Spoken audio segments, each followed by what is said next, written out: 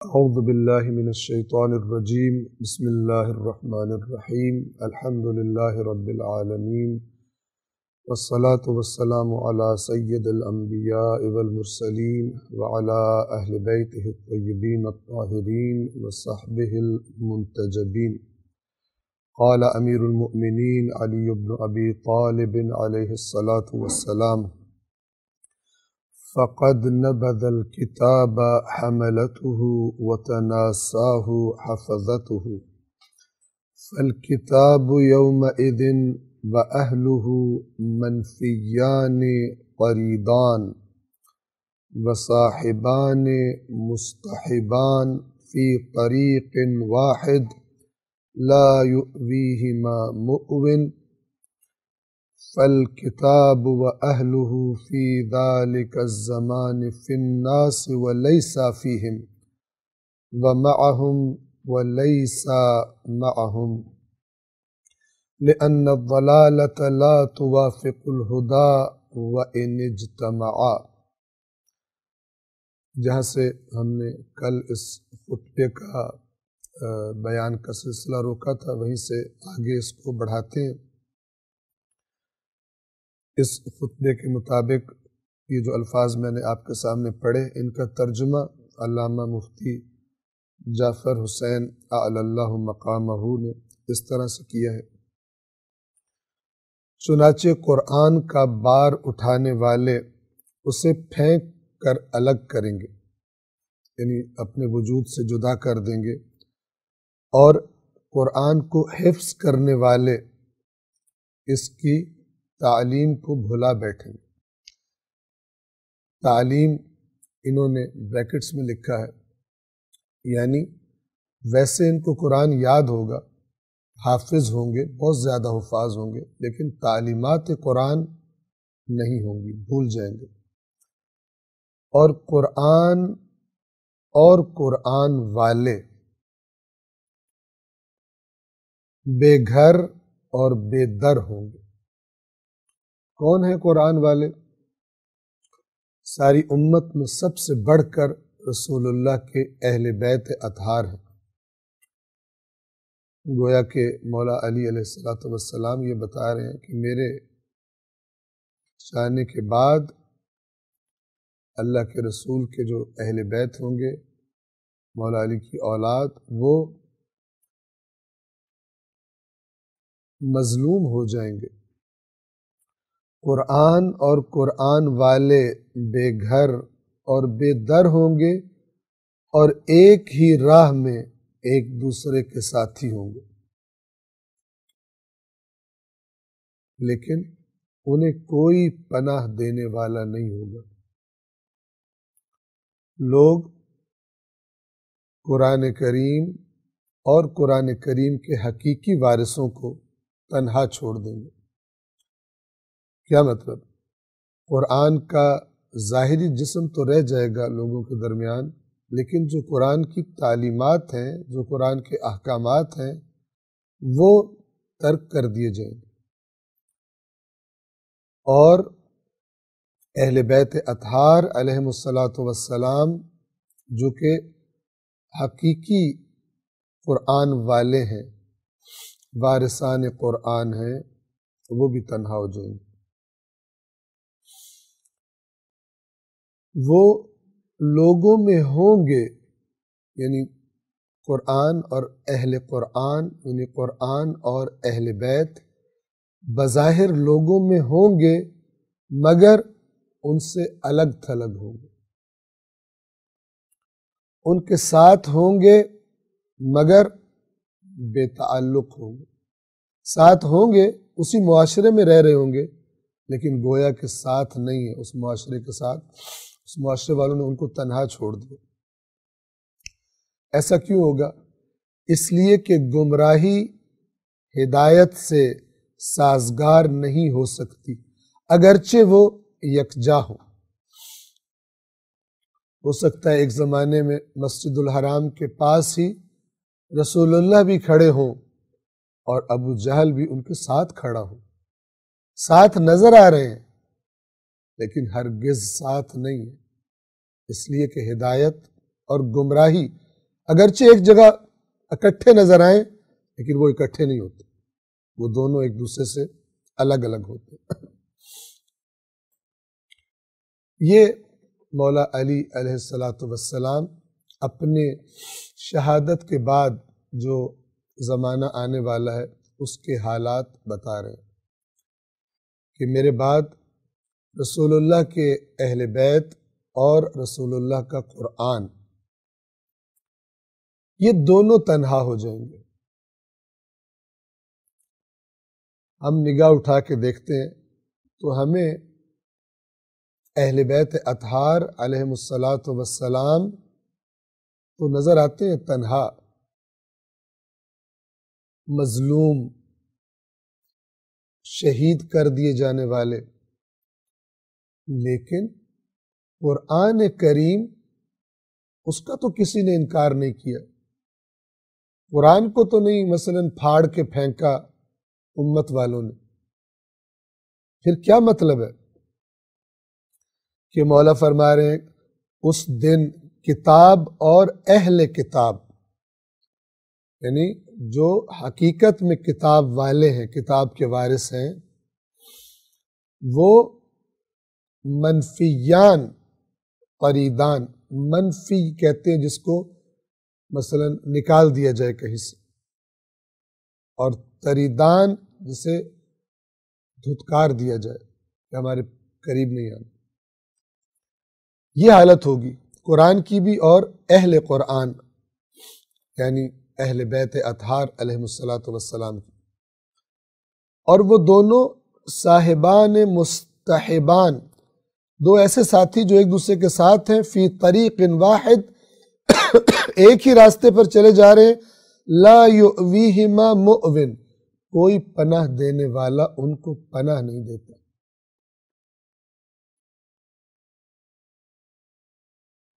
اگر آپ دقت فرمائیں، غور فرمائیں تو معنی یہ ہے کہ قرآن مجید کے جسم کو تو بڑا احترام حاصل ہوگا، جیسے یہودیوں میں تورات کے جسم کو بڑا احترام حاصل تھا، لیکن یہودیوں نے تعلیمات تورات چھوڑ دی تھی،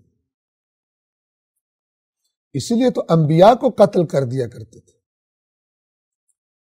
تعلیمات تورات جب چھوڑ دی گئی تو اتنا زیادہ دور ہو گئے حقیقت تعلیمات تورات سے کہ وہ انبیاء کے جو ان کے درمیان بھیجے جاتے تھے ان کو قتل کرنے سے بھی باز نہیں آتے تھے۔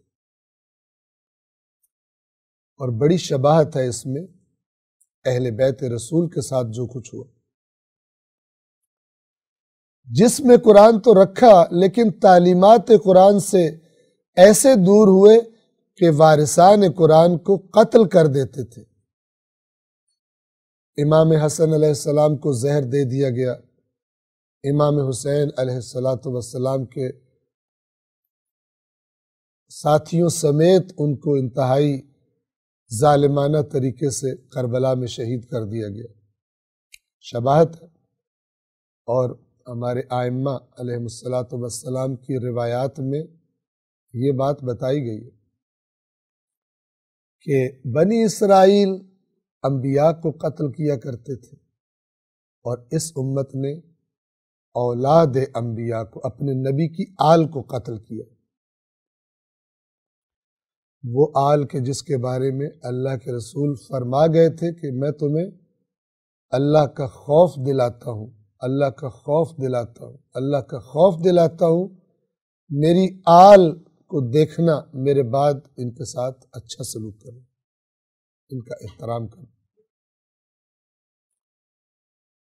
آل کے ساتھ کیا کیا جو بنی اسرائیل نے اپنے حضرت موسیٰ کے بعد آنے والے انبیاء کے ساتھ کیا، وہی رسول اللہ کی آل کے ساتھ، نبی کی آل کے ساتھ اس امت نے کیا، کیونکہ نبی آنا نہیں تھا، کوئی اور نبی ہونا نہیں تھا، اس کو بھی قتل کیا اس امت نے، جس کو نبی یہ فرما کے گئے تھے کہ آپ کی مجھ سے وہی نسبت ہے جو ہارون کی موسیٰ کے ساتھ تھی، مگر میرے بعد کوئی نبی نہیں آئے گا، یعنی آپ میرے ہارون ہیں، آپ نبی نہیں ہیں لیکن میرے لیے آپ ہارون کی طرح ہیں۔ اس ہارون کو مارا اس امت نے، قتل کیا، شہید کیا۔ رسول اللہ کے ہارون کے بیٹوں کو قتل کیا، اس کی بیٹیوں کو اسیر بنا کر کوفہ و شام میں پھرایا گیا۔ اس امت نے کون سا کام الگ کر دیا بنی اسرائیل سے؟ یہ اپنے بعد آنے والے زمانے کی مولا خبر دے رہے ہیں، یعنی قرآن مجید بظاہر تو ہوگا، بڑے حافظ بھی ہوں گے، لیکن اگر کسی کے دل میں آنکھ ہو بصیرت والی اور وہ حقیقت قرآن، تعلیمات قرآن کو دیکھ سکے تو وہ دیکھے گا وہ اور اہل بیت رسول قرآن والے تنہا ہیں۔ جو ظاہر قرآن کا نعرہ لگا رہے ہیں، قرآن کی تعلیمات کو ترک کر چکے ہیں۔ اور میں اگر اس کو آپ کے ذہنوں کو قریب کرنے کے لیے بڑی مثال دوں تو امام حسین امر بالمعروف اور نہی عن المنکر کی صدا کو بلند کر کے چند ساتھیوں کے ساتھ کربلا کی طرف جا رہے ہیں۔ کیا قرآن کو ماننے والے معاشرے سے ختم ہو گئے تھے؟ کیا ان کو قرآن کی یہ آیت بھول گئی تھی کہ تم بہترین امت ہو اس لیے کہ تمہیں لوگوں کی اصلاح کے لیے بھیجا گیا ہے؟ تم امر بالمعروف کرتے ہو، نہی عن المنکر کرتے ہو۔ وہ اس آیت کو بھول گئے تھے، وَلْتَكُمْ مِنْكُمْ أُمَّةٌ يَدْعُونَ إِلَى الْخَيْرِ وَيَأْمُرُونَ بِالْمَعْرُوفِ وَيَنْهَوْنَ عَنِ الْمُنْكَرِ۔ تم میں سے ایک جماعت ایسی ہو جائے جو خیر کی طرف دعوت دے، امر بالمعروف کرے، نہی عن المنکر کرے۔ اتنے دور ہو گئے تھے قرآن کی تعلیم سے کہ جوانان جنت کے سردار سے کی زبان اقدس سے نکلی ہوئی یہ دعوت بھلا بیٹھے تھے۔ ان کو مشورے دے رہے تھے لیکن ان کے ساتھ نہیں گئے۔ یہ فرما رہے مولا، قرآن اور قرآن کے وارث، دو ساتھی جو ایک دوسرے کے ساتھ ایک راستے پر چلے جا رہے ہیں، کوئی پناہ دینے والا ان کو پناہ دینے کو تیار نہیں ہے، کیونکہ ان کو پناہ دینا یعنی وقت کے ظالم حکمرانوں کے ظلم و جور کو دعوت دینا۔ پھر فرماتے ہیں فَالْكِتَابُ وَأَهْلُهُ فِي ذَلِكَ الزَّمَانِ فِي النَّاسِ وَلَيْسَ فِيهِمْ۔ تو اللہ کی کتاب اور اس کتاب کے اہل بیت ہی اہل کتاب ہے، اہل قرآن ہے۔ کتاب اور کتاب والے اس زمانے میں لوگوں میں ہوں گے، فی الناس لوگوں میں نظر آئیں گے، وَلَيْسَ فِيهِمْ لیکن یہ دونوں لوگوں میں ہوں گے نہیں۔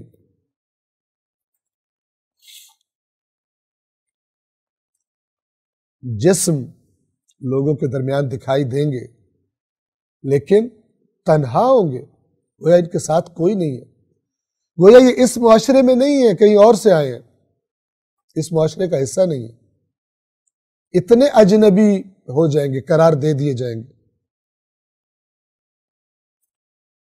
البتہ یہ بھی عرض کر دوں کہ اسی نہج البلاغہ میں مولا علی علیہ السلام نے بڑا واضح بتایا ہے، خود ان کے ساتھ بھی یہی ہو رہا تھا،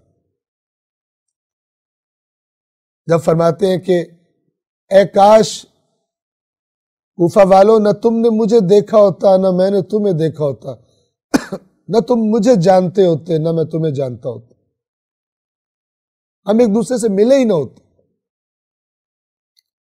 جو تم میری نافرمانی کر کے مجھے تکلیف دے رہے ہو، کاش میرے آنے کی وجہ سے، میری باتوں کی وجہ سے تم مجھ سے اتنے تنگ آ گئے ہو، تم نے مجھے نہ دیکھا ہوتا، اور جو تم نے میرے ساتھ سلوک کیا ہے میں نے بھی تمہیں نہ دیکھا ہوتا،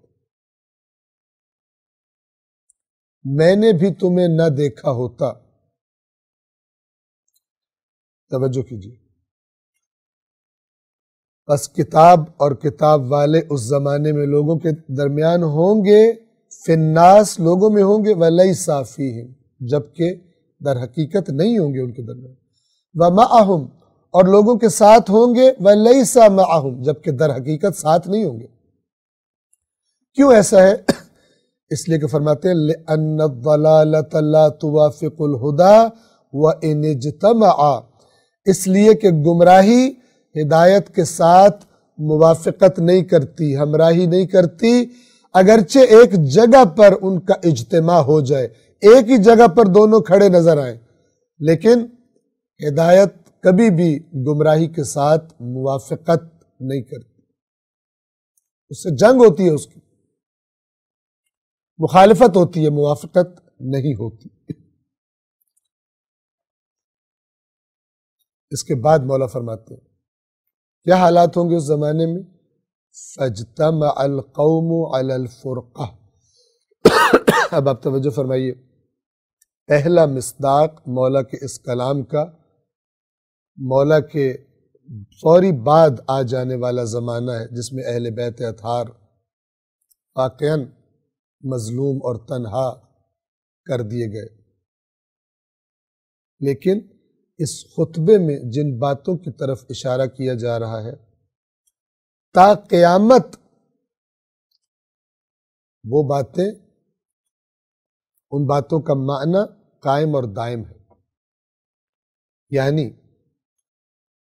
آنے والے زمانوں میں اہل بیت اطہار کے حقیقی پیروکار،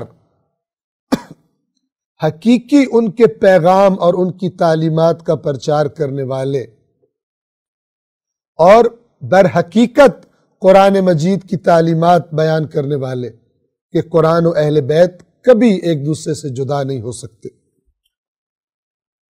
ان کی حالت بھی زمانے میں ایسی ہی رہے گی۔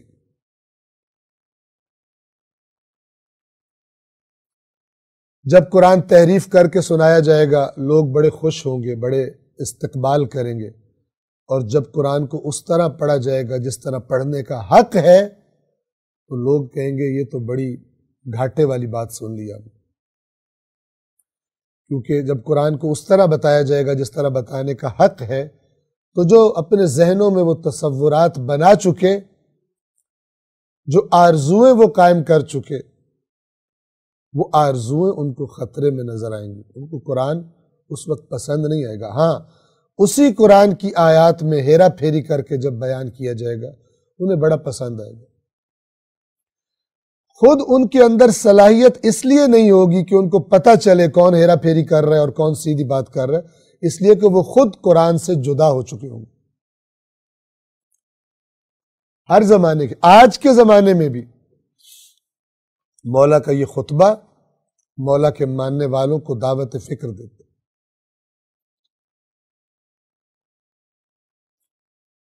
فَاجْتَمَعَ الْقَوْمُ عَلَى الْفُرْقَةِ،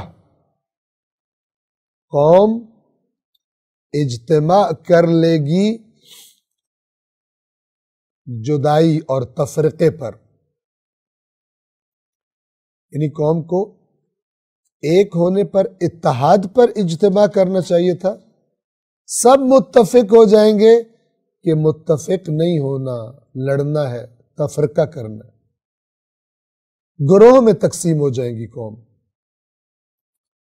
فَاجْتَمَعَ الْقَوْمُ عَلَى الْفُرْقَةِ، لوگوں نے تفرقہ پردازی پر اتفاق کر لیا، یعنی اس زمانے میں ایسا ہو جائے گا، لوگوں نے تفرقہ پردازی پر اتفاق کر لیا ہے، وَافْتَرَقُوا عَنِ الْجَمَاعَةِ، اور جماعت سے کٹ گئے ہیں، حق والی جماعت سے کٹ گئے ہیں، کٹ جائیں گے، الگ ہو جائیں گے، جدائی ہو جائے گی، اور اس پر اجتماع کر لیں گے کہ حق والوں کے ساتھ، اہل بیت رسول کے ساتھ نہیں جانا، اہل بیت رسول پر ظلم کرنے والی حکومتوں کے زیر سایہ زندگیاں گزاریں گے، ان کے قاتلوں کے زیر سایہ زندگیاں گزاریں گے۔ یہ جو جماعت حق ہے، جماعت اہل بیت ہے کہ وہ اور قرآن کبھی جدا نہیں ہو سکتے، یہ ان سے جدا ہو جائیں گے، ان سے جدائی، ان سے تفرقے پر اجتماع کر لیں گے، اور ان کی جماعت سے الگ ہو جائیں گے۔ اب اس کے بعد ایک اور بڑی اہم چیز کی طرف مولا اشارہ فرما رہے ہیں، توجہ کیجیے۔ كأنهم أئمة الكتاب وليس الكتاب إمامهم۔ کیا مطلب؟ یعنی ایسا نظر آئے گا کہ گویا کہ وہ کتاب کے پیشوا ہیں، کتاب خدا ان کی پیشوا نہیں ہے۔ اور مولا کے لفظ کیا ہے؟ كأنهم أئمة الكتاب، گویا کہ یہ لوگ قرآن کے امام ہیں، اللہ کی کتاب کے امام ہیں۔ وَلَيْسَ الْكِتَابُ إِمَامَهُمْ، اور اللہ کی کتاب ان کی امام نہیں ہے۔ مولا قرآن مجید کو امام کے لفظ سے یاد کر رہے ہیں۔ امام کون ہوتا ہے؟ جس کی رہنمائی میں چلنا ہوتا ہے، جو آگے آگے چلتا ہے اور دوسروں کو اس کے پیچھے پیچھے چلنا ہوتا ہے، جو وہ کہتا ہے اسے دل و جان سے سن کر اطاعت کرنی ہوتی ہے۔ لیکن اگر کچھ لوگ اپنے امام کو یہ سمجھانے لگے کہ جو آپ کہہ رہے ہیں وہ نہیں، جو ہم کہہ رہے ہیں، جو ہمارا نظریہ ہے وہ آپ قبول کریں، لوگ ایسے ہو جائیں گے قرآن کے بارے میں۔ یعنی جب قرآن کو اگر کوئی پڑھے عدل و انصاف کے ساتھ اور اپنے ذہن کو صاف کر کے پڑھے، تو قرآن سے جو بات اس کو سمجھ میں آئے گی اس زمانے کے لوگ اسے قبول نہیں کریں گے، بلکہ قرآن کو کہیں گے کہ مراد یہ ہے۔ قرآن کی مراد سمجھنے کی کوشش کی بجائے اپنے ذہن میں بنائے ہوئے نظریات و افکار کو قرآن پر ٹھوسیں گے۔ یہ ہوا قرآن کے ساتھ، تبھی تو اہل بیت مظلوم ہوئے۔ قرآن کی آڑ لی گئی، قرآن کو غلط مفہوم سے عوام کے سامنے پیش کیا گیا۔ اگر قرآن کو اس طرح پڑھا جاتا جس طرح پڑھنے کا حق ہے، تو کسی کی مجال ہوتی اس قرآن لانے والے کے بچوں کو ذبح کر دے کہ یہ قرآن لانے والا جن بچوں کے احترام اور ان سے محبت کو ایمان کا جز بنا کر گیا۔ چونکہ قرآن نے فرمایا ہے وَمَا آتَاكُمُ الرَّسُولُ فَخُذُوهُ وَمَا نَهَاكُمْ عَنْهُ فَانْتَهُوا، جو رسول دے جو رسول تمہیں دے اسے لے لو، اسے پکڑ لو، اور جس سے رسول منع کر دے اس سے رک جاؤ۔ رسول نے جب یہ فرمایا کہ میری آل کے احترام کرنا ہے، تم نے میری آل کو کوئی تکلیف نہیں دینی، کیوں نہیں رکے؟ اگر قرآن کو ماننے والے تھے۔ بنی اسرائیل والی حرکت کی کہ جب اپنے مفادات سے تورات کا حکم ٹکراتا ہو تو بھول جاؤ تورات کو، اور جب اپنے مفاد پورے کر لو پھر تورات کے کسی باقی حکم پر عمل کر لو اور سمجھو کہ تم بڑے تیز ہو۔ رسول کا حکم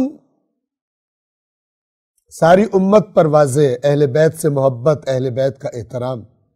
کیا کیا اہل بیت کے ساتھ؟ کیوں قرآن کا یہ حکم بھول گئے؟ کیوں بھول گئے؟ جب دنیاوی مفادات ٹکرائیں تب دین کو اور قرآن کو پس پشت پھینک دینا ہوتا ہے، اور جب اپنے مفادات پورے کر لو، اپنی حکومتوں پر گرفت مضبوط کر لو، پھر تسبیح پکڑ لو ہاتھ میں، اس کے بعد پھر عشق رسول کے قصیدے گانا شروع کر دو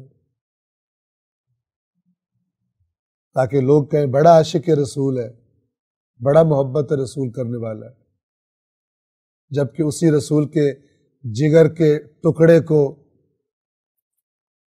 کربلا میں ذبح کر دیا جائے۔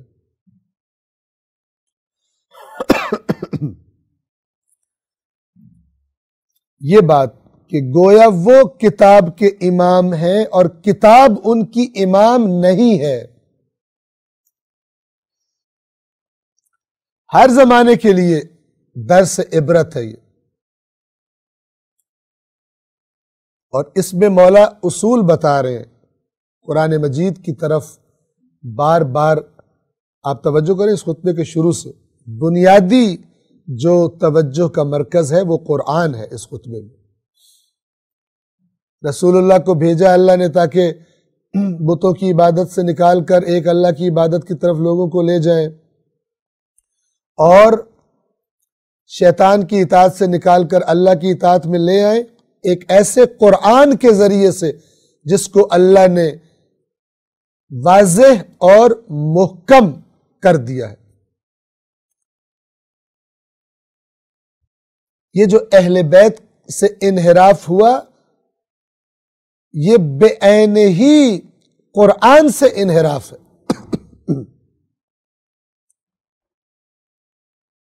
اس لیے کہ اگر قرآن اس طرح قائم رہتا جس طرح قائم رہنے کا حق ہے تو اہل بیت رسول ذبح نہ کیے جاتے، تنہا نہ کر دیے جاتے۔ آپ غور فرمائیے، اگر قرآن مجید پر اپنے مفادات اور اپنے نظریات نہ ٹھوسے جائیں اور عوام کو قرآن مجید اپنی مرضی کا بنا کر نہ بتایا جائے تو اہل بیت کبھی مظلوم نہ ہوں گے۔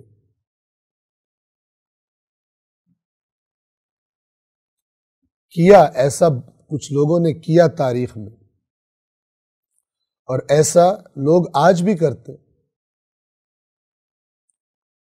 بجائے یہ کہ قرآن کو اپنا امام بنائیں اور قرآن سے پوچھے کہ میرے ذہن میں جو عقیدہ یا نظریہ ہے وہ ٹھیک ہے یا ٹھیک نہیں ہے۔ اگر تو قرآن سے پوچھیں، قرآن سے چیک کروائیں، جیسے ائمہ کے زمانے میں بعض لوگ اپنے عقائد کو، افکار کو لا کر ائمہ کے سامنے پیش کرتے تھے، سوال کرتے تھے اور ائمہ ان کو جواب دیتے تھے۔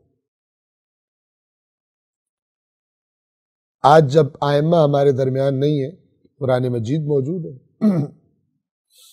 مولا فرما رہے ہیں، یعنی گویا کہ ہم سے کہا جا رہا ہے ایسے نہ بن جانا کہ تم قرآن کے امام بن جاؤ اور اپنے نظریات کو قرآن پر ٹھوسنے کی کوشش کرو اور قرآن سے کہو ہمارے پیچھے چل، ہماری فکر کے، ہمارے نظریات کے پیچھے چل، بلکہ اپنے نظریات کو قرآن کے سامنے پیش کرنا۔ اگر انصاف سے قرآن کے سامنے اپنے نظریات کو پیش کرو گے، واقعاً قرآن کو اپنا امام قرار دو گے، تو یہ اللہ کی کتاب تمہاری رہنمائی کرے گی۔ اس جملے میں یہ سب باتیں چھپی ہوئی ہیں۔ یعنی اگر انہوں نے قرآن کو امام بنایا ہوتا، کتاب کو امام بنایا ہوتا تو یہ حرکت نہ ہوتی، نہ قرآن تنہا ہوتا، نہ قرآن کے حقیقی وارث تنہا ہوتے۔ لیکن اگر کوئی قرآن پر اپنا نظریہ تھوپے تو قرآن بھی مظلوم ہو جائے گا اور قرآن کے حقیقی وارث اہل بیت رسول بھی تنہا اور مظلوم ہو جائیں گے۔ اب آپ توجہ فرمائیے، آج بھی مکتب اہل بیت کے اندر کچھ لوگوں نے یہی کھیل کھیلا ہے۔ اس زمانے میں کچھ لوگوں نے قرآن کی آڑ میں قرآن کا نام لے کر ظلم کیا، تنہا کر دیا اہل بیت کو، عوام کو قرآن کا ظاہری بدن دکھا کر اور اس قرآن کی تحریف شدہ باتیں، تحریف شدہ احکام نکال کر اہل بیت رسول پر ظلم کیا۔ اور آج کچھ لوگ اہل بیت کے نام پر انہی کی تعلیمات اور قرآن کی تعلیمات سے قوم کو دور کر رہے ہیں۔ مولا نے اس خطبے میں گویا کہ تا قیامت رہنمائی فرما دی۔ وہ جو اوپر گزرا کہ جب قرآن کو اس طرح پڑھا جائے گا جیسے پڑھنے کا حق ہے تو کہیں گے اس سے بڑی تو گھاٹے والی چیز ہی کوئی نہیں، اور جب قرآن کی آیات میں ہیرا پھیری کر کے اپنے مقامات سے ہٹا کر آیات کو پڑھا جائے گا تو لوگ کہیں گے اس سے زیادہ تو فائدے والی چیز ہی کوئی نہیں، قرآن جیسی تو کتاب ہی کوئی نہیں۔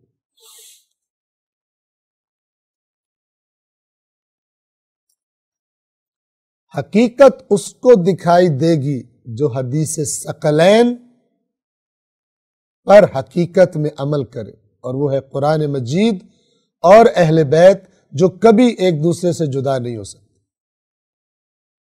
اس فارمولے کو عملی کرنا سیکھیں ہم لوگ۔ کیسے عملی کر سکتے ہیں؟ جیسے اہل بیت اطہار نے خود بتایا ہے۔ میں بار بار تکرار کرتا رہتا ہوں، اس تکرار کی ضرورت ہے، اور یہ اہم باتوں کی تکرار روش اللہ تبارک و تعالی ہے جو قرآن میں جا بجا ہمیں دکھائی دیتی۔ اللہ نے اپنے قرآن کی ایک جگہ جو تعریف کی ہے وہاں فرمایا اللہ نزل احسن الحدیث، اللہ ہے جس نے بہترین بات نازل کی ہے، یعنی قرآن، کتاباً، ایک ایسی کتاب، متشابہاً، جس کی باتیں ایک دوسرے سے ملتی جلتی ہیں، مثانیہ، اور تکرار ہوتی ہیں، اس کی باتیں ریپیٹ ہوتی ہیں، چونکہ اللہ جانتا ہے بار بار تکرار کی ضرورت ہے تاکہ سمجھنے والے سمجھ جائیں اور ہٹ دھرموں پر اتمام حجت ہو جائے۔ سمجھنے والے سمجھ جائیں اور ہٹ دھرموں پر اتمام حجت ہو جائے۔ اتنی تکرار کر دی اللہ نے حقائق کی اپنے قرآن میں۔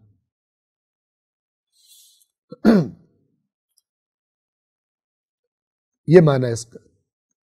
کیوں یہ سب خرابی ہوگی؟ لوگ کتاب کے امام بن جائیں گے، لوگ کہیں گے یہ مراد ہے جو ہم کہہ رہے ہیں کہ انہم ائمۃ الکتاب ولیس الکتاب امامہم، گویا وہ کتاب کے پیشوا ہیں، امام ہیں، اور کتاب ان کی پیشوا نہیں ہے۔ منہ سے کہیں گے ہم قرآن کے پیچھے چلنے والے ہیں، لیکن قرآن کو اپنے نظریات اور اپنے افکار کے مطابق تحریف کر کے عوام کو بتائیں گے، اور عوام کا کیا قصور ہے؟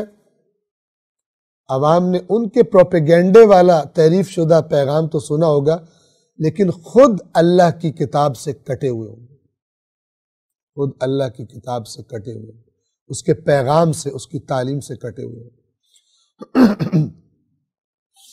اس کے بعد مولا فرماتے ہیں، اب وضاحت فرما رہے ہیں، ایسا نہیں ہے کہ قرآن مجید کو پھاڑ کے پھینک دیں گے اور قرآن ان کے پاس نہیں ہوا کرے گا، نہیں، قرآن ہوگا، لیکن کس طرح ہوگا قرآن ان کے پاس؟ کہ اب ہم اس زمانے کے لوگوں کو بھی تصور کریں اور ہم اپنے آپ پر بھی انہی باتوں کی تطبیق کریں۔ یاد رکھیے، چاہے قرآن پڑھا جائے، چاہے اہل بیت کا فرمان پڑھا جائے، عقل مند وہ ہے جو اس فرمان کی روشنی میں سب سے پہلے اپنے آپ کو پرکھے، اپنے آپ کو پرکھے، نہ کہ کہے کہ وہ کتنے برے لوگ تھے جنہوں نے یہ کام کر دیے۔ اپنے آپ کو دیکھے میں کیسا ہوں۔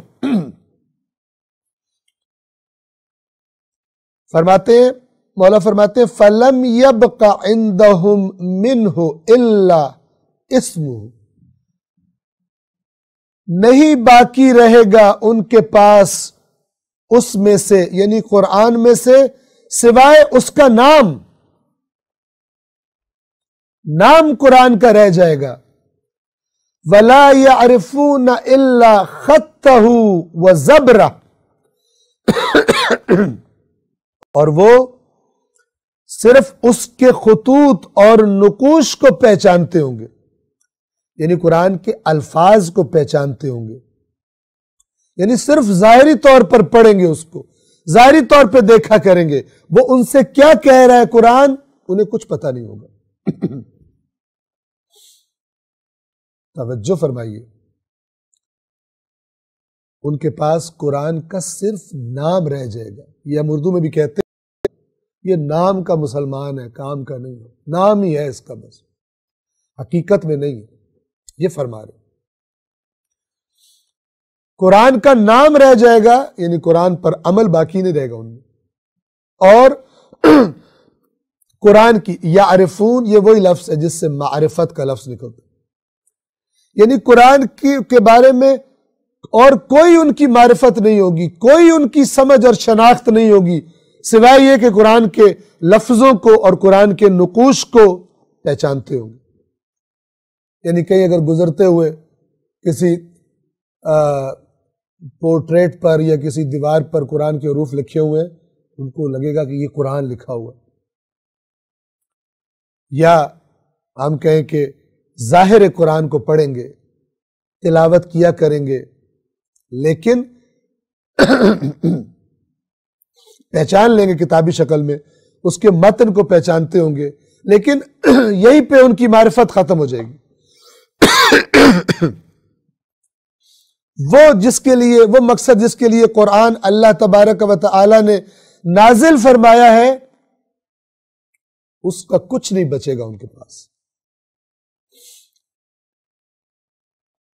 اس طرح کٹ جائیں گے قرآن سے. وَلَا يَعْرِفُونَ إِلَّا خَطَّهُ وَزَبْرَهُ، اس کے نہیں پہچانیں گے قرآن کی کسی چیز کو سوائے اس کے خطوط اور اس کے نقوش کو. اس میں تو بڑے ایکسپرٹ ہو جائیں گے، ایسے ایسے قرآن کو لکھیں گے مختلف طریقوں سے، اتنے خوبصورت چھاپیں گے، لیکن تعلیمات قرآن نہیں ہوگی ان کے دل. آپ کی خدمت میں عرض کر دوں، اس بات کا مطلب، میرے کہنے کا مطلب ہرگز یہ نہیں ہے کہ قرآن مجید کو اچھا چھاپا نہ جائے، خوبصورت، بہترین جو ہے موجودہ اس سے بھی بہترین چھاپنا چاہیے، لیکن یہ اس لیے ہو تاکہ ہم قرآن مجید کی تعلیم کو عام کر سکیں. اور ہم ایسے نہ ہو کہ ہم قرآن تو چھاپ رہے ہیں بڑا خوبصورت بنا کر، لیکن اگر کوئی ہم سے پوچھ لے یہ جو آپ نے اپنے والدین کے ایصال ثواب کے لیے قرآن چھپوایا ہے، یہ جو آپ نے اپنے والدین کے ایصال ثواب کے لیے مدرسے کے بچوں کو بلا کر قرآن کی اتنی تلاوت کرائی ہے، اس میں آپ کو پتہ کیا لکھا ہوا، تو ہمارے پاس جواب کوئی نہ ہو. ہم ایک کھسیانی سی مسکراہٹ کے ساتھ سوال پوچھنے والے کو تنخواہ دیں، ایکسکیوز کر لیں اس سے. اس کی طرف مولا توجہ دلوا رہے ہیں. یہ ہو جائے گا اس زمانے میں. ان ظاہری چیزوں کے ذریعے دھوکے دیں گے. ہم بڑے قرآن کو ماننے والے ہیں، ہم تو قرآن بڑا چھپواتے ہیں، لیکن قرآن کی تعلیمات کا جب وقت آئے گا تو جن کاموں سے، جیسی پالیسیاں بنانے سے قرآن نے منع کیا وہ پالیسیاں بنائیں گے، جن اعمال اور حرکات سے قرآن نے منع کیا وہ حرکات اور اعمال کریں گے، جن افکار سے قرآن نے منع کیا وہ افکار رکھیں گے، قرآن بھی چھپوائیں گے، قرآن کی تلاوت بھی کیا کریں گے. یہ بتانے والا کون ہے؟ باب مدینۃ العلم، علی ابن ابی طالب علیہ السلام. اندر کی حقیقت کو کھول کر مولا سامنے رکھ رہے ہیں تاکہ جس تک یہ بات پہنچ جائے وہ ظاہری چیزوں کا دھوکہ نہ کھا جائے، وہ ظاہری چیزوں کا دھوکہ نہ کھا جائے.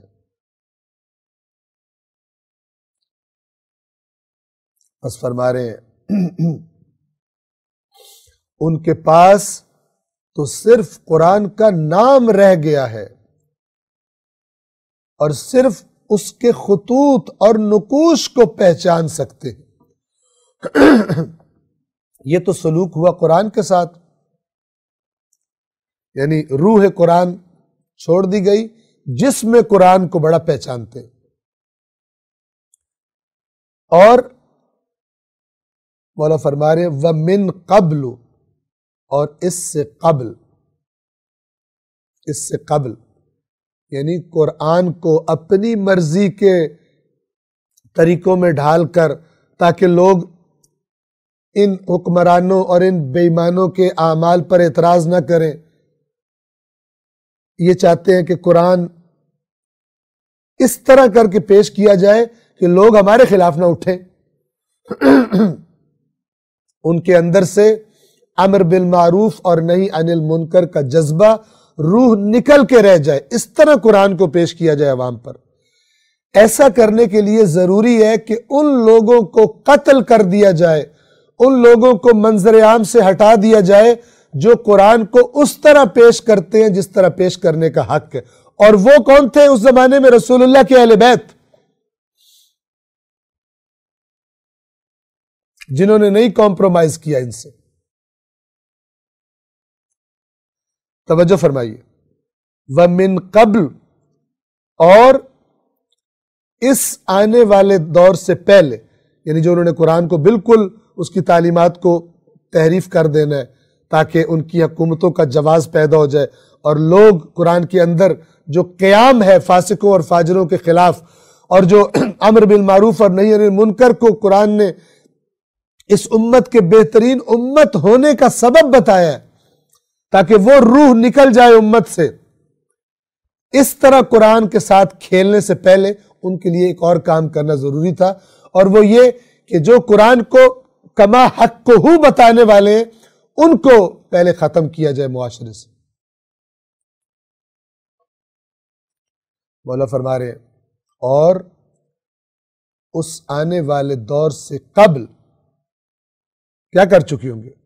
وَمِن قَبْلُ مَا مَثَّلُوا بِالصَّالِحِينَ كُلَّ مُثْلَةٍ، اور اس سے پہلے یہ لوگ نیک بندوں کو طرح طرح کی اذیتیں پہنچا چکے ہوں گے، ان کے ٹکڑے کر چکے ہوں گے۔ اب سمجھ میں آئے کیوں امام حسین کے ٹکڑے کیے گئے۔ قرآن کی کتابی شکل نے تو کوئی اعتراض نہیں کرنا نا، وارث سے قرآن نے اعتراض کرنا۔ جب خوارج نے نعرہ لگایا تھا لا حکم ان الحکم الا للہ، یا لا حکم الا للہ، اے علی فیصلے کا اختیار اللہ کے پاس ہے، تیرے پاس نہیں ہے، مولا نے فرمایا تھا کہ یہ بات برحق ہے، لیکن یہ جو مراد لے رہے ہیں باطل ہے، اس لیے کہ اس قرآن میں سے پڑھ کر کسی نے تو بتانا ہے کہ اللہ کیا کہہ رہے، کسی نے تو فیصلہ کرنا ہے قرآن کو پڑھ کر۔ لہذا جب قرآن کٹ جائے گا وارثان قرآن سے، الگ کر کے قرآن کو امت اپنے پاس رکھے گی، وہ قرآن نام کا قرآن ہوگا۔ لہذا علی کو راستے سے ہٹانا ضروری ہے، لہذا حسن مجتبیٰ کو زہر دینا ضروری ہے، لہذا حسین شہید مظلوم کو کربلا میں اپنے اصحاب اور اپنی اولاد کے ساتھ ذبح کرنا ضروری ہے، تاکہ پھر کوئی رکاوٹ نہ رہ جائے اور جیسے چاہے قرآن سے کھیل سکے۔ جب علماء نظر آنے والے لوگوں کو خرید لیا جائے اور پھر راستہ کھلا ہوگا۔ یہ مولا فرما رہے کہ وَمِن قَبْلُ مَا مَثَّلُوا بِالصَّالِحِينَ كُلَّ مُثْلَةٍ، اور اس سے پہلے اذیتیں تکلیفیں دے چکے ہوں گے۔ اور یہ مثلا کا جو معنی ہوتا ہے حقیقی وہ ہوتا ہے ٹکڑے ٹکڑے کر دینا، یہاں مراد شدید ترین اذیتیں دے چکے ہوں گے صالحین کو، اللہ کے نیک بندوں کو، جو حقیقی وارثان قرآن ہوں گے اور قرآن کو صحیح بیان کرنے والے ہوں گے۔ وَسَمُّوا صِدْقَهُمْ عَلَى اللَّهِ فِرْيَةً، اور وہ کہ جو اللہ پر سچ بولا کرتے تھے اور بتایا کرتے تھے اللہ نے تو یہ کہا ہے، ان کے سچ کو یہ جھوٹ کا نام دے چکے ہوں گے، یعنی عوام میں پروپیگنڈا کر چکے ہوں گے، جیسے کفار رسول اللہ سے کہتے تھے کہ یہ اللہ پر جھوٹ باندھتا ہے، یہ لوگ بھی حقیقی وارثان قرآن کے خلاف پروپیگنڈا کریں گے کہ انہوں نے اللہ پر جھوٹ باندھا ہے۔ یہ ہے وہ پروپیگنڈا جو علی اور اولاد علی کے خلاف کیا گیا۔ انشاءاللہ اس درس کو ہم اگرچہ ہم نے کہا تھا کہ 10 درس ہوں گے، لیکن کیونکہ یہ خطبہ ہم چاہیں گے کہ تمام ہو جائے، تو امید ہے کہ کل ہم کوشش کریں گے، اور اگر کل نہ ہو سکا تو ایک دن اور ہم اس خطبے کو تمام کرنے تک اس درس کے سلسلے کو جاری رکھیں گے۔ والسلام علیکم ورحمۃ اللہ وبرکاتہ۔